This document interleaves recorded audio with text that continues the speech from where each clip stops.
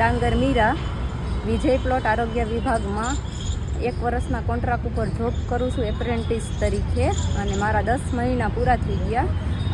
2 month મારા અહીંયા બાકી છે. અમારે ત્યાં નોડલ એએનએમ કિરણબેન ચૌહાણ એ વારંવાર હરેક સ્ટાફની ત્યાં ફરિયાદ કરે છે, પણ એમને મારી ફરિયાદ કરીને એટલે હું આગળ સુધી ગઈ છું અને મારો કોઈ જાતનો કોઈ વાક નથી. એ અત્યારે એમને મારી ખોટી ફરિયાદ કરી કે એ બેન અહીંયા કાંઈ કામ નથી કરતા. 25 જણાનો ત્યાં સ્ટાફ છે. 25 જણામાં કોઈ પણને પૂછી લેવાનું કે આ બેન અહીંયા કામ નથી કરતા, પ્લસ કોઈ પણ પેશન્ટ છે ને એને પૂછી લેવાની છૂટ છે. અને અમારો 50% સ્ટાફ છે ને એનાથી દબાયેલો છે કે એ કોઈ એટલે કોઈ જાતનું ઓલું કરતું નથી.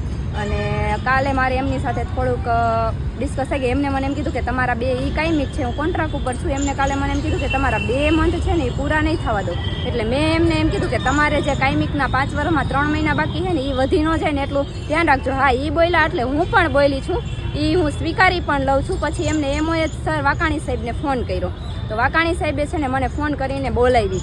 એટલે હું ત્યાં ગઈ. હું હજી ગઈ ને ડાયરેક્ટલી હું ગેટે પહોંચીને ડાયરેક્ટલી મને કહી દીધું હાલે અહીંથી નીકળ, ગેટ આઉટ. એમના સીસીટીવી હજી એક શબ્દ હું નહોતી બોલી. એમના સીસીટીવી કેમેરા ચેક કરવા હોય ને તો પણ કરી લેજો.